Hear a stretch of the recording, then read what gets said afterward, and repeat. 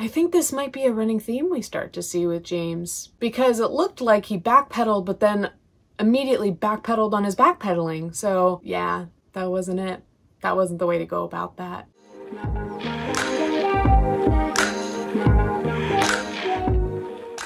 Hi sisters! Hi sisters! Hi sisters! Hi sisters! Hey there sisters. As you guessed it, today we will be going through a history of the scandals and controversies surrounding James Charles since he came on the scene in 2016. As you may notice, I'm not wearing my glasses today. I thought I would do something a little on brand. If you think I look like a clown, you're probably right. But we're gonna soldier on nonetheless. And before I get into this, I kind of just want to lay down some, I don't know if you want to call them ground rules or not, but it is important to note when we're talking about an influencer's controversies, it can get a little bit stressful in the comments. Simply put, guys, don't hate. Give criticisms where you want to give them, whether it be to me or to other people, but my channel is not a place to spread hate, whether it be to James Charles, to any other influencers, anybody that I mention here, myself, or anybody else that's in the comments. Like, it's just not the place for it. It's not going to go down well here. But that said, just to give you guys a little bit of context, I'll just let you know up front, I am not much of a James Charles fan. I don't hate him. I don't strongly dislike him. I just don't really like him and I'm not a fan. But that said, I really want to look at each one of these episodes as objectively as possible and kind of give you the rundown of what happened, but also give you my brief commentary on the situation. So we did one of these before about Gabbie Hanna. I'll link that below. That was one of my very first videos, and I think I was a little more scathing towards Gabbie, and I'm sure her stans would agree. But for this one, I think because I don't have such a passionate like or dislike, which I have both for Gabbie, by the way, I don't have much of a like or dislike for James. I think I can be a little bit more objective and less biased about each situation. Now, if I miss any controversies or scandals, because let's be honest, there are always more than we list, feel free to talk about that down in the comments, bring light to situations, add more context that I may have missed. But remember that we're all human here, so all of the information I'm providing can definitely benefit from more context. This is a super quick reminder to like and subscribe if that's something you want to do. If that's not something you want to do, I'm sorry for the interruption. I'll shut up and start talking now. So as we know, James Charles came on the scene in 2016 when he was named CoverGirl's first cover boy. So I posted them on Instagram and they went viral literally overnight. So I guess CoverGirl then saw that and here we are. That's amazing though. All right, so. And not only was this a huge win for James Charles, who was still in high school at the time, but it was a huge win for gender inclusivity. When James Charles came on the map, it really highlighted the fact that makeup is not just for women and girls or drag queens, but that makeup could be for boys too, thus coining the term cover boy. And he was instantly beloved. He became massively popular and successful very fast on Instagram and YouTube.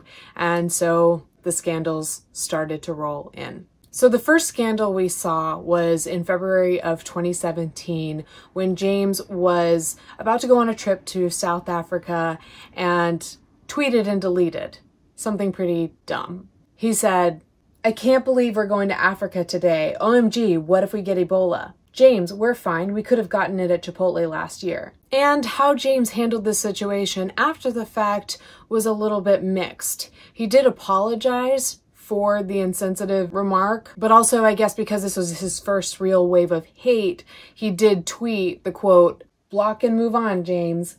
Block and move on."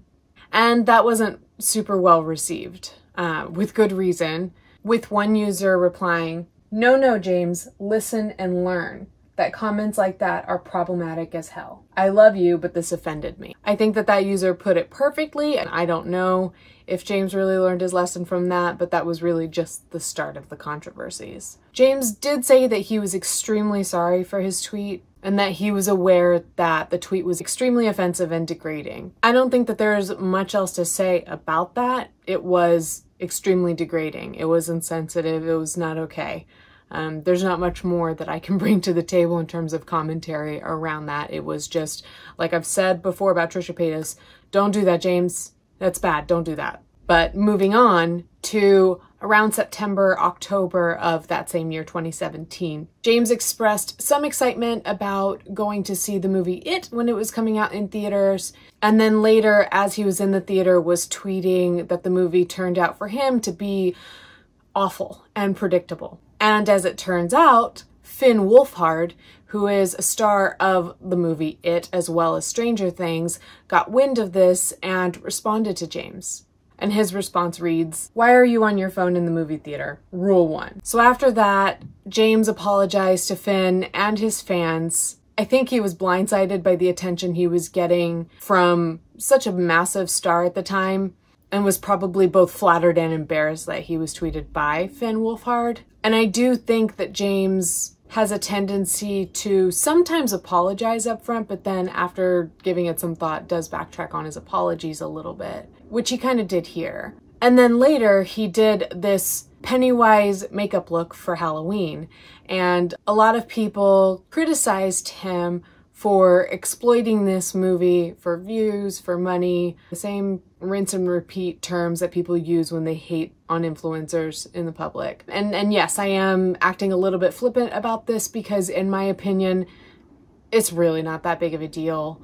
Whether you love or hate a movie, a character, what have you, it's Halloween, guys. For Halloween, all bets are off. And he did a beautiful job on this makeup look. So whether he liked the movie or not, I don't think has really any bearing on whether or not he should want to do this look.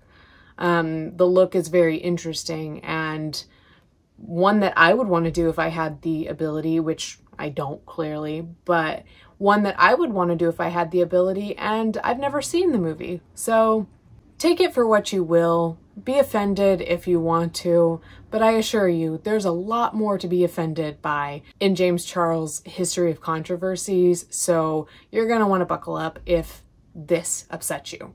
In March of 2018, James did a video collabing with Shane Dawson and Ryland Adams, where Shane and Ryland did James's makeup and they really just kind of had a Q&A type of conversation, in which James speaks to the rudest celebrity he's ever met and pointed out that while he's always been a fan of Ariana Grande, he just felt that she was so rude to him back in 2017 when his scandals really kind of started, especially around the Ebola tweet. She had followed me and DM'd me, and I was like, oh my god, love you the most ever, like, thank you. And she was like, oh my god, wish I knew you were coming, like, I would have loved to have you backstage. And I was like, ah. This was right after, like, all my scandals started happening, so I was getting, like, a bunch of really, really angry tweets from her fans that were really mad that she had followed me. And literally 4 hours later, I started getting tweets like, wow, Ariana unfollowed James, like, the rat gets what he deserves, like, wow, love karma. And I was like, what the heck? So I checked, and she did actually unfollow me, like, literally 3 hours after she Maybe followed you me just in the first tweet place. too much. Probably. But I messaged her back, and I was like, hey, like, did I do something wrong? And she literally was like, hey, babe, like, I just saw a lot of angry tweets from my fans and I would never want to disappoint them, so I unfollowed. And I sent back, like, a very, like, strong worded message to you, and I was like,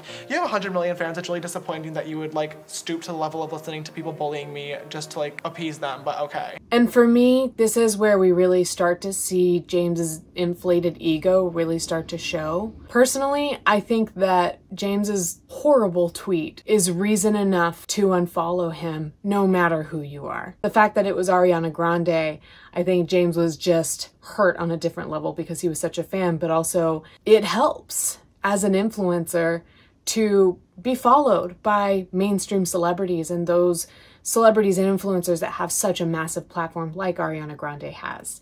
So I think this was more just an ego and pride issue with James and less about Ariana caving to her fans' wishes. I think this was really a moral and ethical issue, and I think she did the right thing. I mean, I don't necessarily think that she had to unfollow him, but if that's what she felt was right, I think that she did the right thing.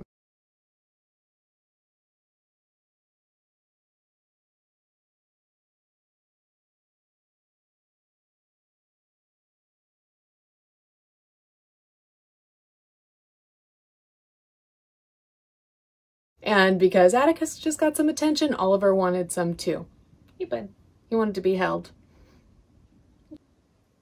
Oh, thank you. I need you to go because I gotta finish what I'm doing. I've asked him to let me finish what I'm doing, but I think he might hang out here in my lap a little bit, so you might see his tail. I think he wants to hang around, so you might see his fluffy tail hanging around in frame.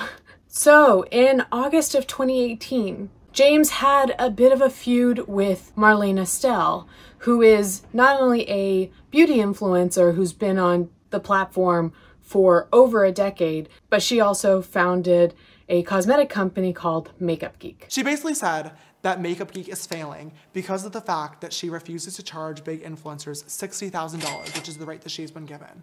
Marlena announced that she was approached by Netflix to take part in one episode of a docu-series in which they focus on the makeup world and specifically beauty influencers and how they affect the market. And again, I don't know if this is just pride and ego, probably a good bit mixed with some sort of cattiness and feuding with Marlena, but James felt that he was the one more qualified to take part in a Netflix documentary. So he kind of went off on Twitter saying things like, "This woman knows nothing about the industry other than blaming her bad business decisions and personal issues on influencers. Netflix, this is absurd, and I'd love to get in a room together to show you the non-biased outline I've already made on this subject that documents all sides." And then the next day, James took to Twitter again to kind of backpedal a little. "I regret how I handled things yesterday on Twitter regarding Marlena Stell and Netflix. I've apologized to Marlena privately, but I owe her a public apology too, and I am sorry for undermining her. I acted childishly out of anger, and I shouldn't have blamed her for her participation. I do not, however, apologize for being passionate about the industry I work in and for wanting my community and followers to be able to make educated decisions based on factual, unbiased information. I look forward to the doc and hope to speak with her soon about our opposing viewpoints."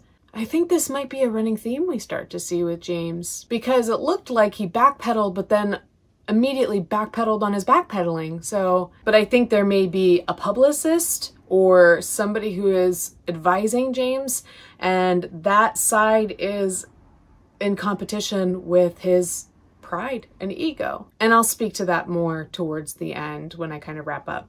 In November of 2018, James was criticized because fans or viewers noticed that in a video where he was swatching his palette, some noticed that he had layered over previously swatched colors, which would not be an accurate representation of one swatch, which is what it appeared James was trying to do. And this appeared deceptive, obviously, because as James is layering these eyeshadows, of course, they look more pigmented in kind of the final presentation. So James spoke on this to say that he was not hiding anything, that he did layer some swatches because either they didn't look good the first time or he had to redo a take. There's apparently some conspiracy theory about me trying to hide double swatches that I did in the video. I did do double swatches in the video. If I was trying to hide them, I would have done a lot better editing them out.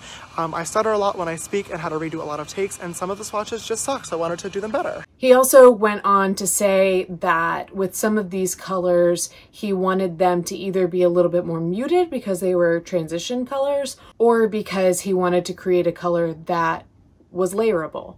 And he made a good point about blacks and how at times an oversaturated black might ruin a look, whereas a layerable one might serve multiple purposes, which I think is a decent point with my limited knowledge of makeup. But again, it looks like backpedaling, because if it is by design that some of these colors need to be layered to see their true pigment or their flexibility, why didn't he say that in his original video? Why didn't he explain to his audience what he was doing when he was layering those colors? He did say that he did not want to wash off a color because he was redoing a take. I get what it's like to stutter or to stall and to have to backtrack and repeat a line, but James, makeup wipes. You don't have to ruin all of your swatches to redo one. So that's maybe one that I don't entirely buy, that line. Again, I could buy all of it if it were presented properly the first time, but in his responses, it really just seems like he's kind of making excuses. At the same time, I get why his fans and customers would be frustrated, because some of us are looking for really rich pigmented colors. And if it requires you layering 2-3 times to get that desired color, but you don't tell us that up front, it is deceptive. But I'll be honest, I will think twice before purchasing a James Charles palette. Not to say that I wouldn't support his business, but just that I think it is important to be discerning and a little cautious when information like this comes forward. And something else to be cautious of. During that same month, November of 2018, one user on Twitter by the name of Coderance, I believe it is, I apologize if I mispronounced that name. She took to Twitter to point out that she used one of the pink shades in James's palette, and the shade ended up staining her eyelids and she broke out into hives. So this caught James's attention and he replied on Twitter. Most pinks, purples, and reds all stain certain skin types. This is common knowledge to all makeup lovers. You accusing me of lying to fans and not caring about people is a ridiculous cry for attention. If you have hives, consult your dermatologist, not me for likes on Twitter. Yeah, that wasn't it. That wasn't the way to go about that. We have seen probably all of our favorite beauty influencers who have put out a makeup line, who have put out a palette, deal with issues like this and handle these situations with more grace. Dare I say, Jaclyn Hill handles her flops with more grace than James did here. People can be one-off situations where they are allergic to certain ingredients that most people are not, and that's on them, of course, to get that looked into.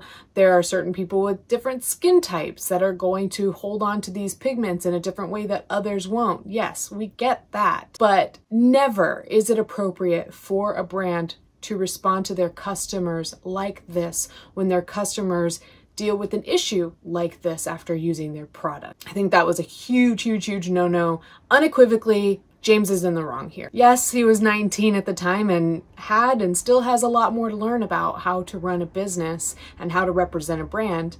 But at the end of the day, you are a business owner and a brand owner and the face of your brand. And this is just not the way to go about addressing this issue. In May of 2019, James was under a little bit of fire for his use of Facetune and Photoshop with his makeup looks. Now, he's been very honest with us in saying that he loves Facetune. He definitely uses Facetune as a way to enhance his art, to build on the art that is the makeup looks that he creates. However, a lot of followers and fans think that he crossed a line when it came to this Louis Vuitton look that he created in quotes. The line work is flawless and a lot of people were really impressed with his work and others called BS. In fact, one user showed us exactly how James could have layered this pattern onto his photo in Photoshop. It became apparent that this was fake, it was photoshopped, it was not truly James's handiwork when creating this pattern on his eye, at least at his makeup table. James did go back and recreated the look, truly with his makeup skills, and did a great job. His caption, along with the redone look, was, "Lesson learned, don't be lazy and Photoshop your makeup when you're fully capable of doing the look," which I think he handled just as well as he could have. You know, with James, we tend to see a lot of pushback and bickering and defensiveness before he apologizes or sometimes after he apologizes. But here, as far as I understand, he really just kind of righted his wrong, redid the look, and owned up to his mess up. So I feel he handled this one well. I wish he handled more situations like this, especially the bigger, heavier things. Not necessarily in how light of a matter it is, but rather taking accountability fully without being defensive. In April of 2019, James did a video with Jeff Wittick of the Vlog Squad titled "The Truth, My Crush Does My Makeup." And at this point, it was very much public information that James had a big crush on Jeff Wittick from the Vlog Squad, which doesn't matter a ton in this story, but we will be revisiting this video later. In the video, Jeff asks a question that prompts James to talk about a spectrum referred to as the Kinsley Scale. And the point of this spectrum is to kind of determine how straight or gay a person is, as an alternative to believing that people are fully straight or fully gay. And as we know, there are a lot of other sexual orientations that one can be, but for the sake of simplicity, we are going to be referring to straight and gay for this situation. James explains to Jeff that the Kinsley Scale states that if you are at a 0, that means that you are completely straight. And that if you are a 6, then that means you are completely gay. And he believes that a vast majority of people fall somewhere in the middle, rather at the extreme ends. In science, in regards to like LGBTQ people, there's what's called the Kinsey Scale. So the Kinsey Scale is from like 0 to 6, 0 being like completely straight, and 6 being like completely gay. And when asked by Jeff where he falls, he said that he believes himself to be at about a 5.5, to which Jeff asks, so you're not fully gay? And James' explanation for why he's not is because he has been attracted to some girls and trans guys. I would put myself at like a 5.5. So you're not even full gay? I mean, no, there have been girls in the past that I've like thought were really, really beautiful. There's also been like trans guys in the past too that I was like really, really into for a moment in time. And some people were pretty unhappy about this because it diminishes the validity of trans men being fully men. So an attraction to trans men should not damper James's identity as a gay man. Women, we get that. But trans men are men, James. And he seemed to have understood that he messed up there and apologized on Twitter. And we moved on. Well, that's not to say everybody moved on, because a lot of people were done with James a long time ago. But hopefully for the sake of this video, I hope you understand, meaning we're moving on with this history. So, April of 2019. This is when things really started to take a turn in terms of problems in James's personal life that were coming to the forefront and becoming public drama. Photos from Coachella that year came out and fans were noticing that James was present with a model slash influencer by the name of Gage Gomez, and really kind of started to ship them, wonder if they were an item. And James responded to this on Twitter. "Nope, unfortunately, I am still very single. This boy played me for months on end and is a disgusting con artist. I'm thankful I had my friends with me to protect me." And I believe that there were a few other tweets about this situation, or presumably about this situation. And Gage Gomez ended up taking to YouTube and posting his own video where, as a side note, he's like very tackily? It's very tacky how he was chewing these tortilla chips or something throughout the whole video. It's distracting, and for some of us it's kind of like grates on our nerves a little bit.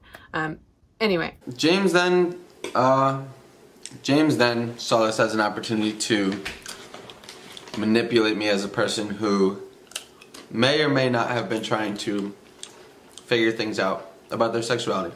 The gist of Gage's story is that when he met James and befriended James, he was at a time when he was questioning his sexuality. He said that he and James became friends, they spent time together, they did go to Coachella together, but that ultimately he told James on several occasions that he is in fact straight. That perhaps he was questioning at one point, but he is definitely straight. He says several times in his video that he felt manipulated by James. He felt that James was trying to turn his sexuality, Gage's sexuality, to James's benefit, and was also hurt by some of these tweets calling him a con artist. But of course, there are always two sides to a story, especially a story like this, and James did put out a pretty lengthy statement, which I'll read parts of here. I will address this now and never again. The boy that I was seen with at Coachella and I talked for 5 months prior to meeting. The day before festival day 1, he called me and told me he wanted to continue to explore his sexuality and meet in person to see what it would be like.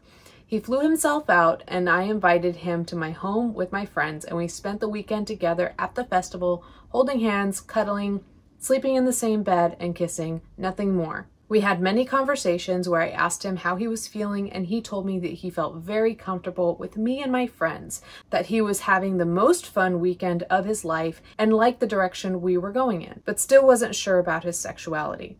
Totally fine. When he left, my friends, looking out for me as friends should, told me the many red flags they noticed about him. Simple things such as him not helping to clean up, to more serious things like him only holding or kissing me when a celebrity or influencer was around. I gathered my thoughts and expressed how I was feeling, and he apologized for upsetting my friends, but not for upsetting me. He then told me he had no feelings for me. That one tweet, however, led him to making several Instagram stories, Instagram lives, tweets, Instagram story swipe ups to those tweets, and not one, but 2 YouTube videos about me. He left out many details and accused me of pressuring him, which is a blatant lie, which has painted a false image of me being a... I will not stand for this or take it lightly. I would never, have never, and will never pressure a guy to do anything. Everything that happened between him and I was 100% consensual. In the 5 months of talking, he never once said he was straight. If he did, I would have never continued talking to him for so long. I am well aware that you cannot change someone's sexuality.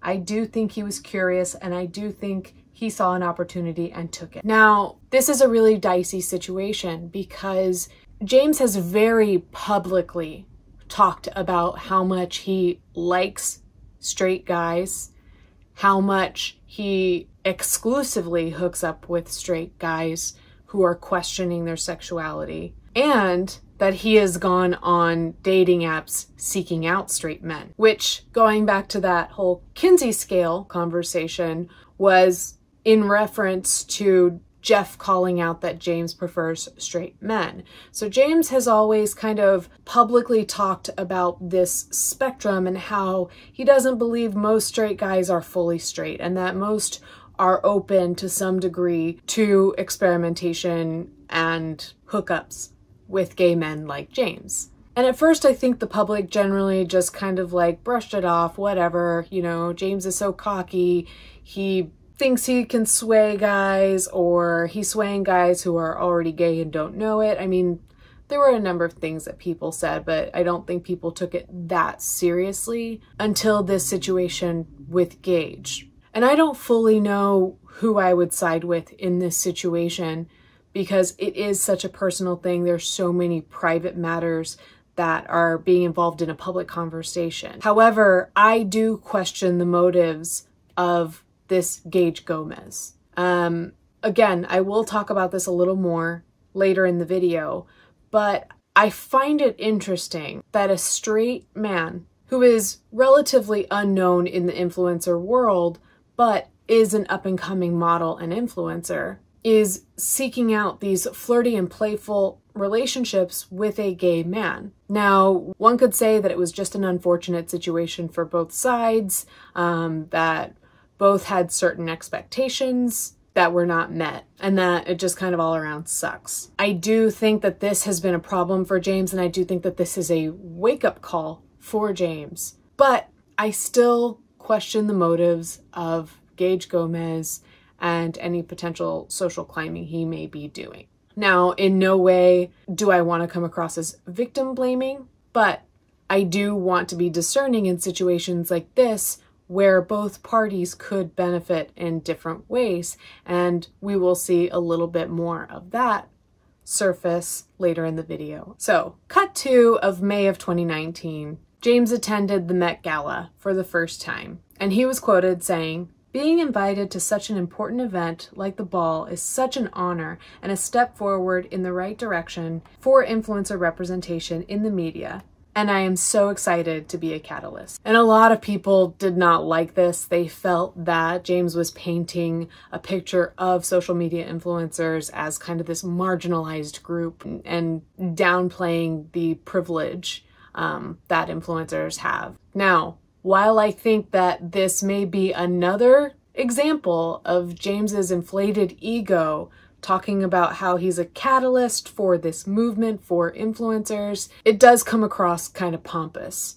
However, unpopular opinion warning, I do think I see a point that he's trying to make here. I know that many people like to diminish the value of influencers' careers. Yes, a lot of influencers do get big heads and kind of detach from reality, which I think this quote was an example for a lot of people. However, I do see social media influencers, YouTubers in particular, as kind of these self-made celebrities. We used to criticize celebrities a lot harsher, I think, until social media influence became a thing. And now we're starting to see really the power that social media influencers have in the marketplace and in the everyday lives of the people who consume their content. And that's not necessarily a bad thing. But influencers have always kind of been in their own little bubble that's only taken so seriously.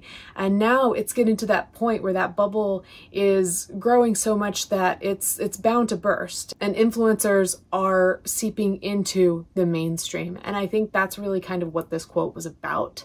And that is something I agree with. We're starting to see a lot of integration between mainstream celebrity and social media influencer. And it is really cool to see a social media influencer being represented at events that were typically reserved for mainstream celebrities. I don't think there's really anything more to that. Do I think maybe James was a little arrogant about the whole thing? Yeah, probably.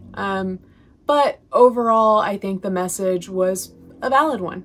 However, things took a very serious turn that same month when Tati Westbrook uploaded a video to her YouTube channel called BYE SISTER, in which she really goes into detail about a certain betrayal she experienced by James Charles and kind of exposed him for a lot of misbehavior and expressed that she no longer wanted to be associated with him, no longer wanted to be his friend. And I don't want to get too in the weeds with this story.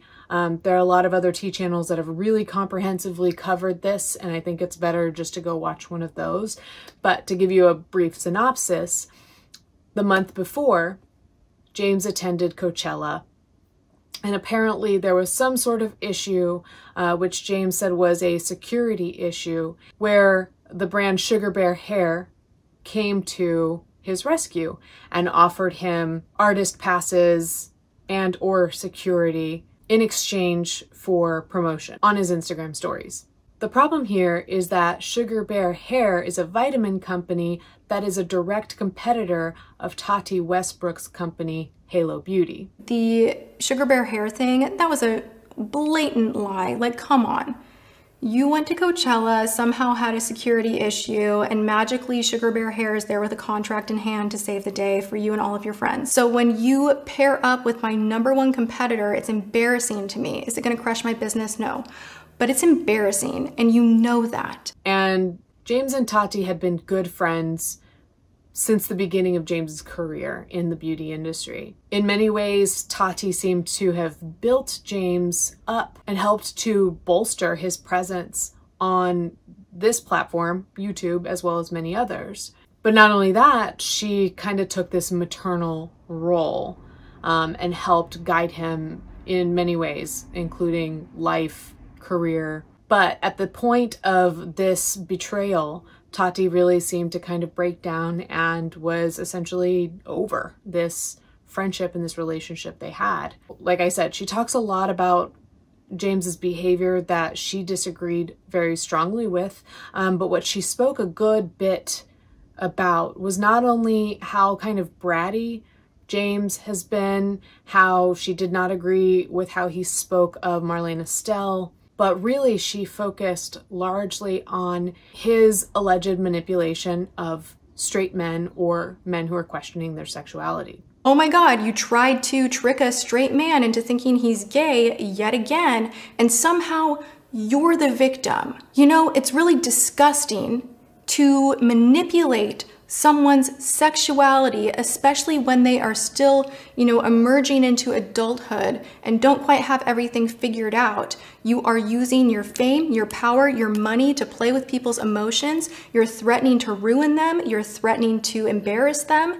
And you're doing that to have them behave sexually in your favor, even if they're straight. How dare you laugh about it and make meme after meme and retweet and this and that and I love straight boys, and make it a joke. And though James responded to this video a couple of times, it really hurt his career and helped hers in large ways. In that 24-hour period, James lost 1 million of his subscribers, whereas Tati doubled her subscriber count. And of course, Jeffree Star got involved. He referred to James as a predator and a danger to society, which I'm not disagreeing with, but my opinion on the matter, just like with anything, is a little more complicated. I am wary of these exposed videos when they come out at a time that is vastly beneficial to the person who is exposing their friend, former whatever. And that's not to say that this was a calculated move by Tati.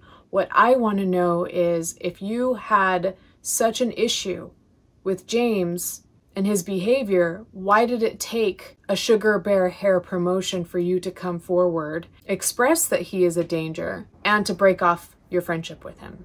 It's not a huge criticism. It is not my end-all be-all opinion of the situation. It is just a consideration that I am keeping in mind. That said, I think that this was a very necessary move in James's career. I've alluded to this a good bit. I think his ego was just inflating and inflating and inflating, and I think he really needed to be brought back down to earth and realize the weight of his actions. Yeah, I just hook up with straight guys on the DL. Where do you find them? Social media. My Tinder keeps getting deleted because they always report me for being a catfish, so I gave up on that. So like, a lot of people are willing to look past that and experiment. You were talking in detail about things you wanted to do to the waiter. And when I said, James, he's straight, your response was, doesn't matter, I'm a celebrity. As we see in several clips here, James talks so much about his love for straight men and his ability to take advantage of whatever part of them is open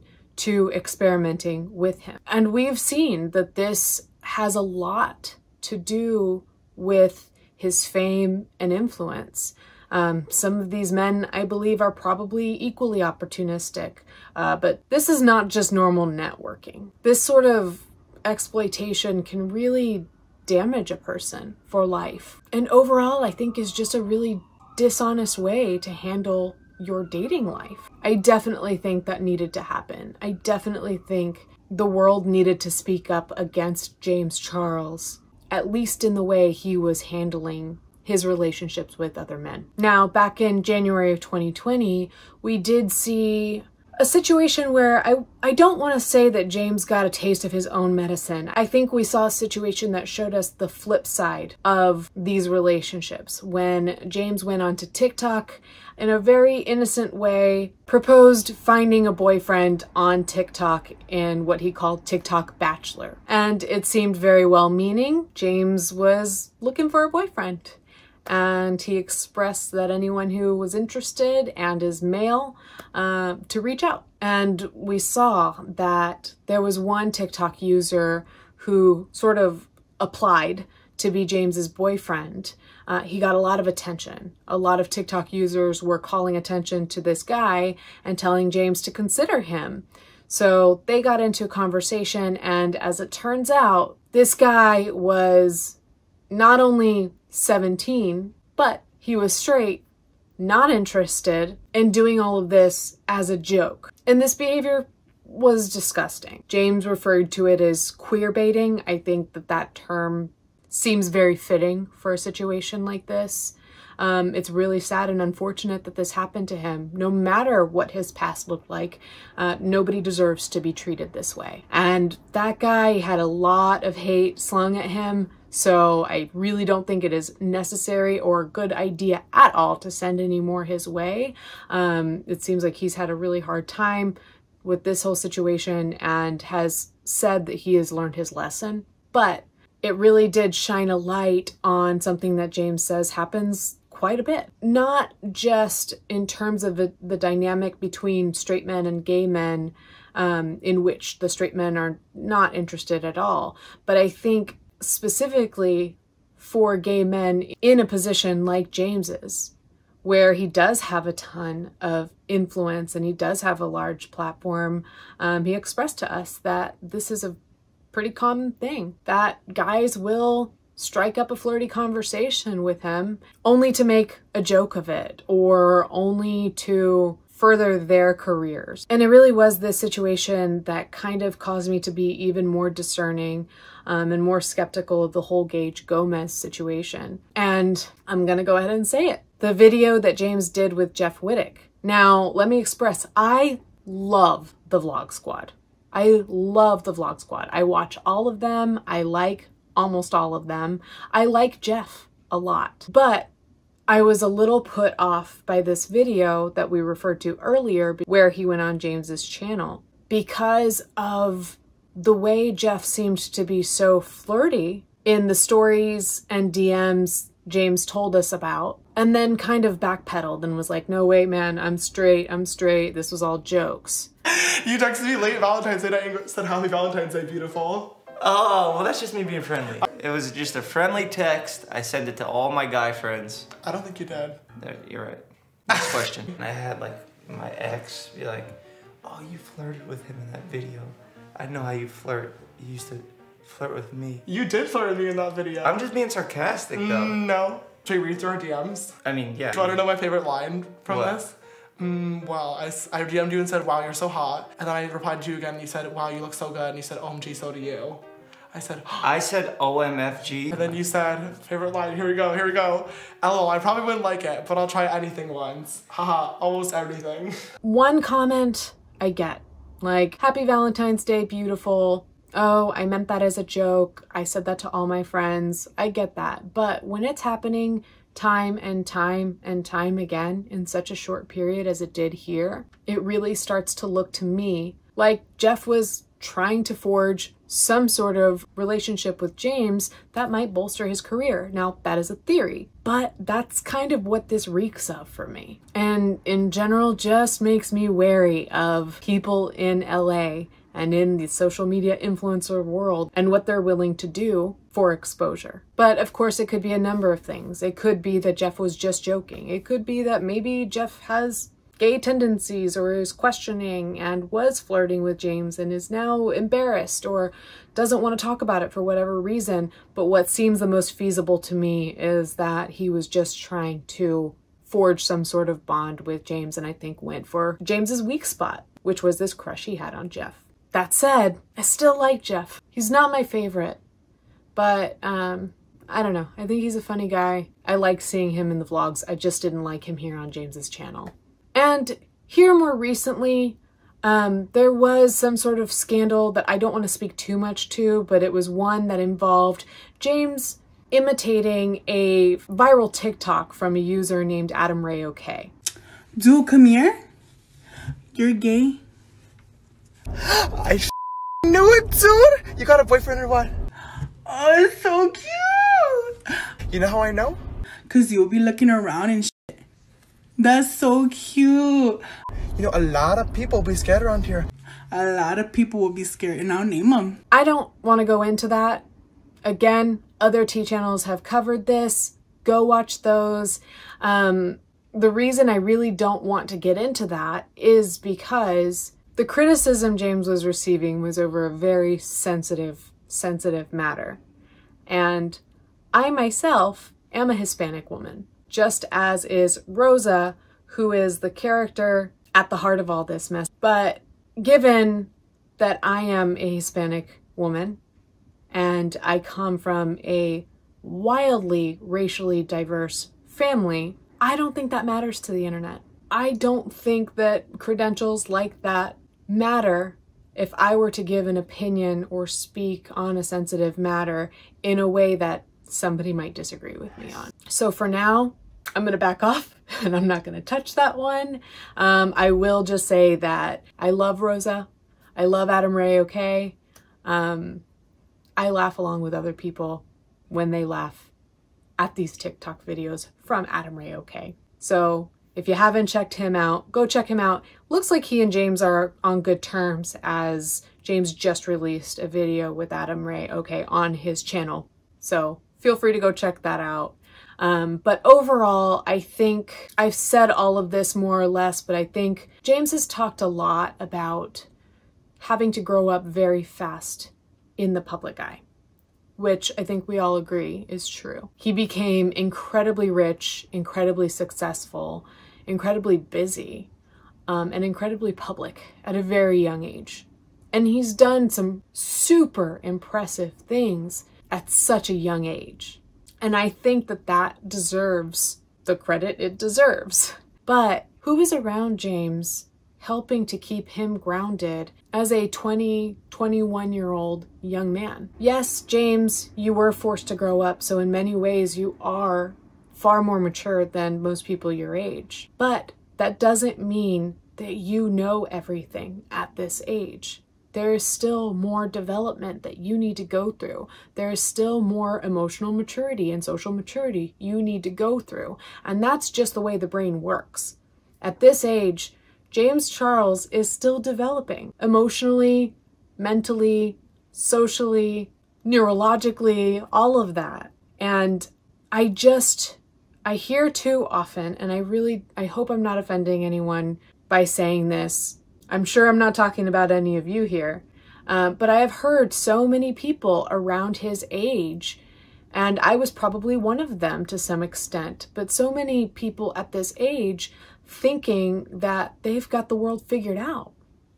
You know, I'm an adult now, but not only that, I'm mature for my age.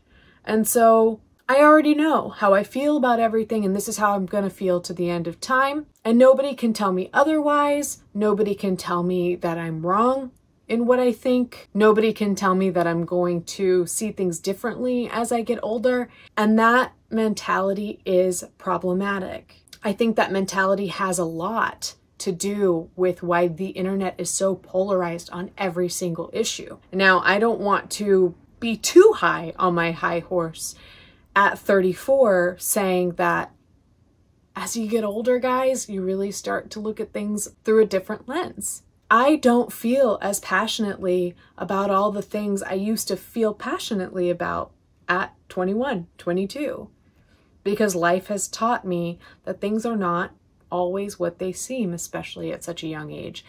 And I don't know that James Charles has come to that realization yet. I don't know if anybody has pointed this out to him before. Anybody in his immediate social circle, I mean. So I really hope that James Charles does come to a point where he finds a little more balance in his life, where he is able to, sure, run these businesses, continue having this massive platform with so much influence, but staying grounded in who he is as a 21-year-old young man. I hope that he is able to find some sort of normalcy in his life as a young person. And I hope that that helps to mitigate some of this drama that's going on in his social relationships, but specifically in his dating life, where we've seen a lot of uncomfortable situations that are uncomfortable for all parties involved. So I wish James the best. I hope that he has learned a lot of lessons through these scandals. He appears to take lessons from time to time. He appears to give pushback from time to time. And I really just hope that as he ages and matures, he really starts to see things in a slightly different light. I am looking forward to seeing what kind of person he grows into say, his late 20s, early 30s and beyond. I'm hopeful that that is going to be a very wise person who is able to maintain his public presence a little bit better and handle his platform a little more responsibly. So, like with everything, I could go on talking and really rambling is what I'm doing. I don't even know if I'm talking at this point, but I could go on rambling for a few more hours, but I'm gonna cut it short. I want to thank you, the one person who's watching this who's not me. Thank you so much for hanging around and again, sticking through another long video. I love you so much. I'm really excited to hear what you guys think in the comments. Remember, don't bring hate to my comments section. I have every right to say that that is not welcome in my comments section, whether it's aimed at James Charles, me, Tati, Jeffrey, anybody else named here, or each other. It's not welcome. Don't bring it here. If you're here to bring hate, I don't even know why you're here in the first place, because this is just a place for critical thinkers and not haters.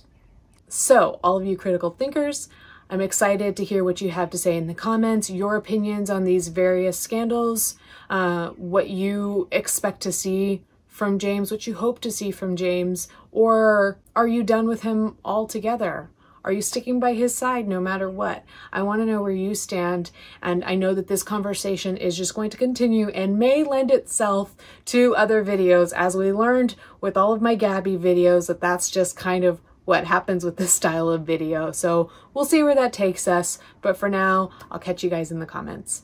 Bye.